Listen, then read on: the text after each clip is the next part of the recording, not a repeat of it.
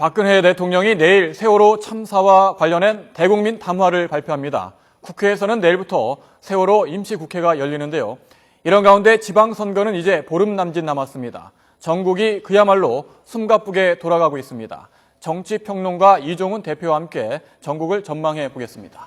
네, 안녕하세요. 네, 안녕하세요.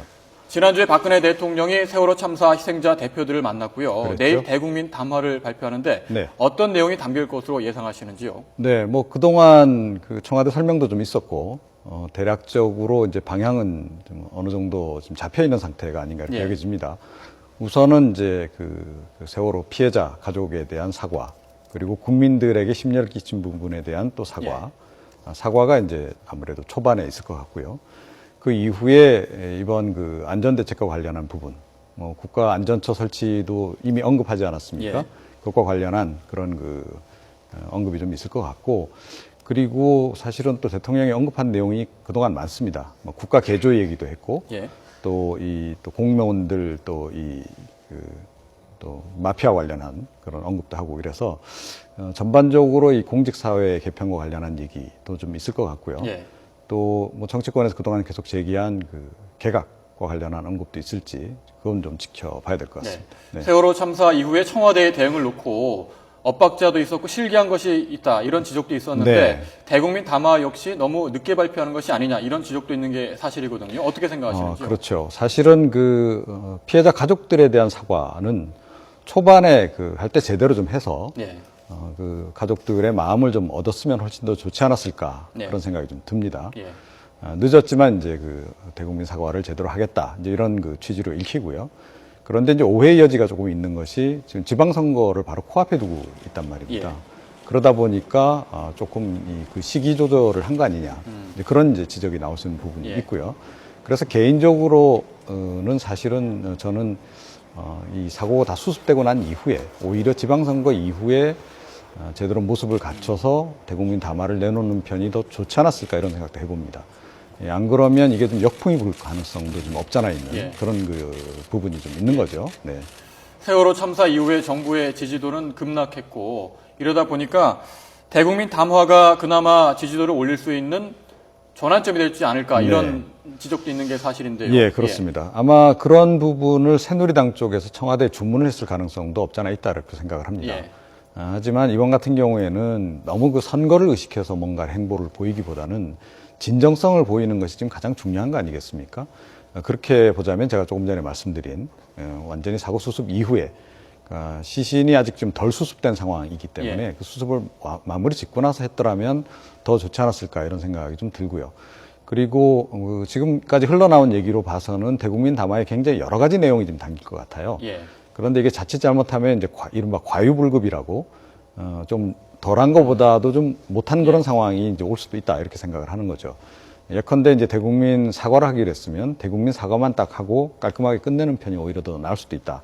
아니면 대국민 사과는 그동안 이제 여러 자리에서 간접적인 사과를 하지 않았습니까?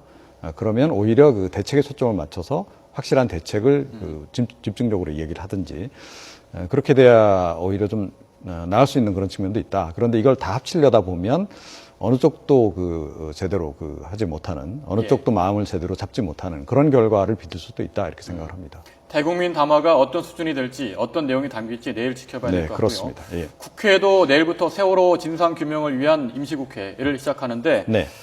핵심은 바로 세월호 국정조사 아니겠습니까? 그렇죠. 이 국정조사 지방선거 전에 실시될 수 있다고 보시는지요?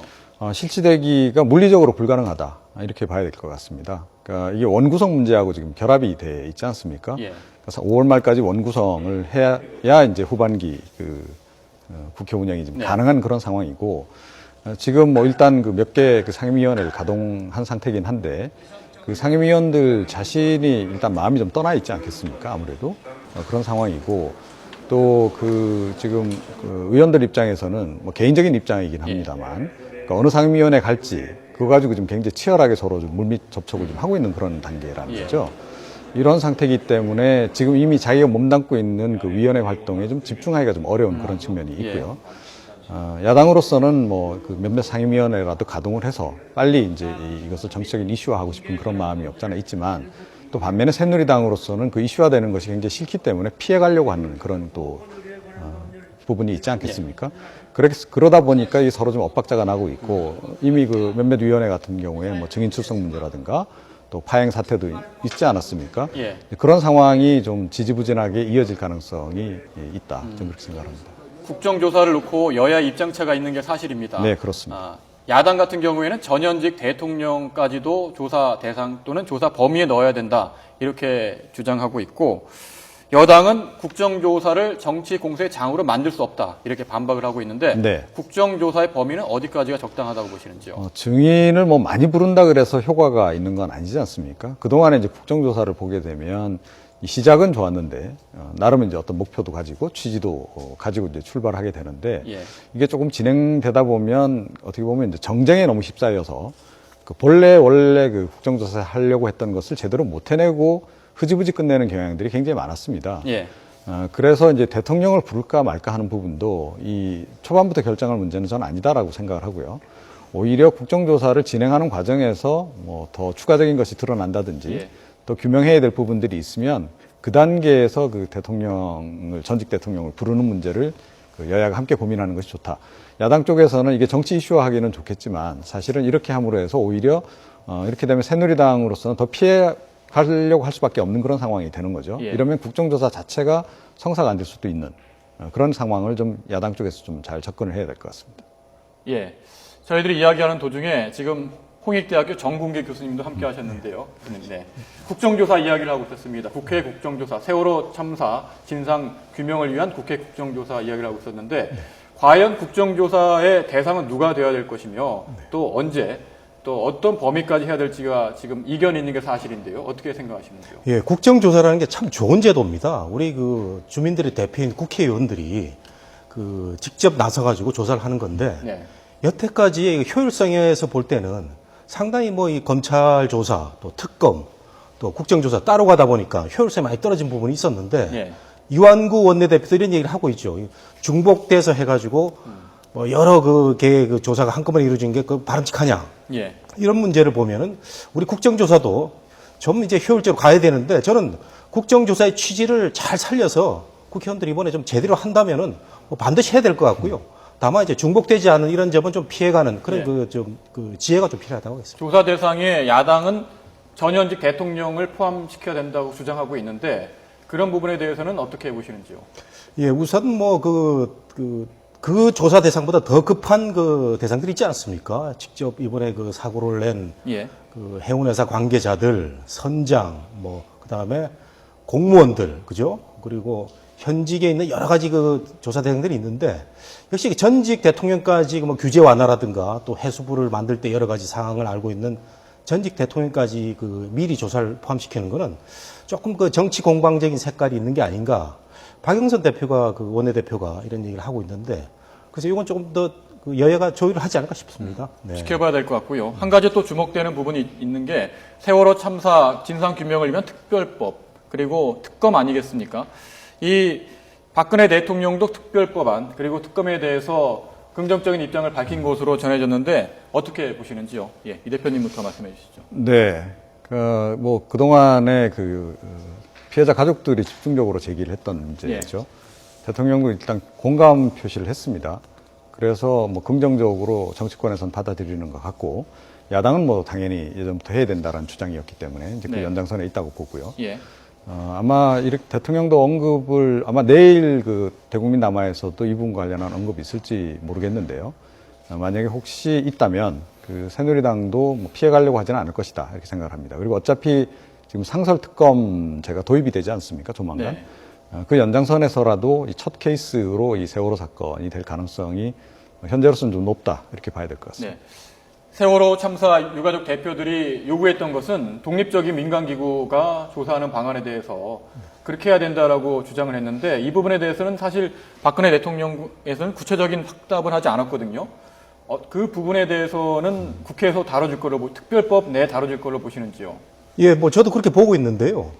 지금 이완구 그 원내대표가 밝힌 데에 따라서 지금 7선의 그 누굽니까 서청원 의원이 예. 세월호 참사 특별법을 의원협력을 하고 있습니다. 예. 뭐 이번 달까지 하겠다는 건데 진상규명, 책임자 처벌, 대책, 앞으로 재난 시스템까지 뭐 총괄적으로 다루는 이런 그 법을 또 만들려고 하고 있고 여기에 특별위원회를 설치한다는 얘기고요. 서청원 의원이 나섰다는 얘기는 결국은 정부 여당의 여러 가지 그 움직임을 반영한 거라 볼 수가 있고 야당도 하고 있죠. 지금 뭐 특별위원회 만들어가지고 특별법 이달안으로 만들자 해서 빨리 하고 있는데 이런 그 국회 움직임과는 별도로 그 우리 실종자 가족들이 민간에서 따로 만들어가지고 정말 제대로 한번 조사해보자 이런 얘기가 있는데 저는 뭐 필요하다면 실종자 가족들 요구대로 민간 주도 또는 민간하고 국회 또 정부가 다 합쳐가지고 하는 그런 그 특별위원회도 뭐 가능하다고 봅니다. 그래서 뭐 정말 백서도 하나 만들고요. 정말 이런 참사는 없어야 되겠다는 그런 그 좋은 백서까지 만들어가지고 그런 그 좋은 결과를 내야 되겠죠. 방법은 여러 가지가 있겠습니다. 명명백백하게 진상이 규명돼야 될 것 같고요. 지방선거 이야기로 넘어갈까요?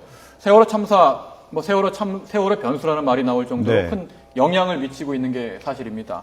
특히 서울과 인천 이런 수도권 지역에서 여야 후보 간의 격차가 벌어졌거든요. 아직 지방선거 보름 남짓 남았는데 그 격차 어떻게 될 걸로 보시는지요? 네. 세월호 변수가 터지기 이전에는 뭐 새누리당이 전반적으로 그 선거 환경이 좀 유리했다. 이렇게 좀 보고 있죠. 그러다가 이제 세월호 참사가 나면서 그 대통령의 지지율이 떨어지고 그 연장선에서 그 새누리당 후보자들도 좀 추격을 당하는 그런 상황이긴 한데 세월호 사고가 어찌됐건 지금 그 마무리 시점을 좀 향해 가고 있는 그런 그 상황이라는 거죠. 또 약간의 이제 피로도 같은 것도 좀 작용을 하는 것 같고 그러면 이제 세월호 참사가 변수로 작용하는 그 변수 효과가 시간이 지나면 지날수록 좀 떨어질 수밖에 없다라고 생각합니다. 여기에 내일 이제 박근혜 대통령이 대국민 담화를 이제 내놓게 되는데 그 담화 내용의 진정성 그것에 따라서 다시 한번 조금 그 영향을 받을 가능성이 없잖아 있다고 봅니다. 만약에 그 진정성을 유가족들이 수용을 하는 방향 또 국민들이 이해를 하는 방향으로 간다 그러면 이른바 이제 부동층으로 돌아섰던 보수표들이 다시 그 새누리당 지지로 돌아설 수 있는 거죠. 보수표가 회귀할 가능성이 있다. 이렇게 그럴 가능성이 없잖아 있습니다. 그렇게 본다면 조금은 그 좀 새누리당 후보자들한테 유리하게 작용할 수 있는 이렇게 보면 전반적으로 이 선거 자체가 굉장히 팽팽하게 전개될 가능성이 좀 높아졌다 이렇게 생각합니다. 안 그래도 지금 각축을 벌이고 있는 곳들이 몇 곳 있지 않습니까? 그런 곳에서는 아마 더욱더 치열하게 이렇게 될 것 같고요. 수도권에서는 대표적으로 뭐 인천이라든가 경기, 사실은 서울도 그 범주 안에 들어갈 가능성이 높습니다. 그렇게 치열하게 전개가 될 가능성이 높은데 또 한 가지 또 새롭게 좀 읽히는 기류는 이번 일을 통해서 정말 제대로 된 사람을 뽑아야 되겠다 이런 인식도 한편에서는 좀 있는 것 같아요. 그래서 정당을 떠나서 그 좀 인물을 보는 그런 경향도 최근에 조금 나타나는 것 같습니다. 그래서 어떻게 보면 이번 그 공천 과정에서 약간의 그 개혁 공천에 성공한 그런 그 그런 지역 같은 경우에는 유권자들이 좀 가려내는 그런 그 과정들을 좀 거치지 않을까 이렇게 생각을 합니다. 정 교수님은 특히 서울 같은 경우에 서울과 인천을 중심으로 말씀을 좀 해주시면은 지금 세월호 참사 이후에 여야 후보들 격차가 많이 벌어졌는데 그 부분이 앞으로 보름 남은 이 기간 동안에 어느 정도 변화가 있을 거로 보시는지요? 예, 조금 전에 이종훈 박사가 잘 보신 것 같아요. 많이 벌어졌는데 이게 이제 정리되는 시점에서 다시 이제 여권층 또 보수층들이 결집하는 그런 움직임도 있을 수 있어서 이 격차가 좀 줄어들지 않을까라는 생각도 하고 있는데 저는 서울시장 선거는 역시 그 1, 2%의 그 박빙의 싸움이 이때까지의 그 관례였지만 역시 세월호 참사가 저는 크다고 봅니다. 따라서 정몽준 후보가 한 10% 차이 이상을 어떻게 이 짧은 시간에 극복할 수 있느냐 이게 달려 있는데 역시 그 앵그리맘 또 정치 혐오증 이런 게 그 변수가 될 것 같은데요. 그 앵그리맘들이 사실은 그 정치에 별 관심이 없던 이런 사람들인데 이번에는 이 세월호 참사라는 이 사건 때문에 정치에 굉장히 그 행동을 나타낼 가능성이 크죠. 그러면 결국은 야권으로 가지 않을까라는 생각이 드는데 이게 정몽준 후보나 또 박빙이 큰 차로 리드를 하고 있다가 박빙인 상태로 가고 있는 남경필 후보 이런 사람들한테는 굉장히 고민이 될 것 같아요. 앵그리맘을 어떻게 정부 여당 그 후보들이 극복을 하느냐 이게 달려 있다고 하겠습니다. 지금 무소속 후보들이 돌풍을 일으키고 있는 지역도 관심을 끌고 있는데 여야 텃밭에서 어느 정도 성과를 낼지가 관심인데요. 부산을 보겠습니다. 부산에서는 야권 단일화에 성공한 오거돈 후보, 광주에서는 강원태, 이용수 후보 가운데 한 명이 여야 후보와 맞서게 되는 거 아니겠습니까? 어떻게 보시는지요? 네, 그 부산 선거가 이번에 굉장히 재밌게 지금 전개가 되는 것 같습니다. 또 덩달아서 지금 대구시장 선거도 좀 굉장히 관심이 좀 집중이 되고 있어요. 예. 그러니까 부산 시민들의 그 민심이 뭐 세월호 사건 이전부터 사실은 약간 좀 움직이기 시작한 그런 측면이 있는데 새정치민주연합을 딱 지지하진 않지만 그러나 새누리당 또 박근혜 정부에 대한 그 반감이랄까 그런 부분은 상당히 좀 존재하고 있는 겁니다. 그러니까 간단하게 얘기하면 이렇습니다. 그러니까 여당 시장 계속 뽑아줬더니 우리한테 별로 실익이 돌아오는 게 없다. 차라리 야당 시장 뽑으면 오히려 대접받지 않겠냐. 이런 기류가 좀 있는 거죠. 부산에는 확실히 있는 것 같고요. 또 재미난 것은 최근에 그 대구시장 선거에서도 그런 기류가 좀 나타난다는 겁니다. 그래서 그 제가 조금 전에 그 이번 선거에서 좀 인물 중심으로 보려고 하는 그런 경향이 일각에서 나타나고 있다 그랬는데 그거는 수도권에서도 그렇고 제주도 쪽에서도 그렇지만 이 영남 지역에서도 그런 좀 유의미한 그런 변화들이 좀 있는 것 같다 이렇게 생각을 합니다. 예, 저는 이번에 그 무소속 후보들에 대해서 좀 상상력을 많이 키워보는데요. 오거돈 후보가 이 영남에서, 부산에서 말이죠. 거의 뭐 지금 박빙의 승부를 벌이고 있다. 참 여러 가지 많은 생각을 떠올리게 하는데 이게 노무현 전 대통령이 씨를 뿌린 거거든요. 20년 전에 첫 지방선거 때 36% 득표를 하고 또 지난번에 김정길 후보가 44% 득표를 한 다음에 부산에서 새누리당에 대한 어떤 실망, 12년간 시장을 뽑아줬더니 뭐 해놓은 게 없더라. 이런 거에 대한 반발작용으로 큰 어떤 이변이 일어날 가능성도 있고요. 그 다음에 광주는 또 상대적으로 전략공천이 뭐 혼란에 따라가지고 지도부들이 지금 해먹고 있는데 이용석, 강훈택이 사실 경쟁력 있고 좋은 후보들을 놔두고 전략공천을 했단 말이죠. 이게 사실은 경선을 붙였어야 됩니다. 경선을 붙여가지고 정말 화끈하고 아름다운 경선으로 시너지 효과를 내야 되는데 이게 왜 그러냐면 본선이 없거든요. 광주에서는 본선이 없기 때문에 제가 본선이 없다는 말씀은 사실상 본선이 없기 때문에 이제 이런 일이 생겼는데 광주에서 무소속 후보들이 이긴다. 이것도 하나의 큰 또 정치적 이변이 될 것 같고. 그러니까 저는 또 부산의 영향을 받으면은 대구에서조차도 뭐 이변이 일어난다면 우리나라의 정치 선거에서 큰 이변의 재미나는 상상력이 발휘될 수 있는 이런 결과 나올 거라고 생각이 되는데 문제는 유권자들이 끝까지 이런 지지율을 나타낼 건지 이건 한번 두고 봐야 되겠습니다. 뭐 이번 지방선거 보면은 단순한 지방선거가 아니라 여러 가지 변수가 겹쳐서 그렇죠. 정말 의미 있는 정치 이벤트가 되지 않을까 이렇게 전망을 해보는데요. 오늘 말씀 여기까지 듣겠습니다. 정치평론가 이종훈 대표, 홍익대학교 전공기 교수였습니다. 고맙습니다.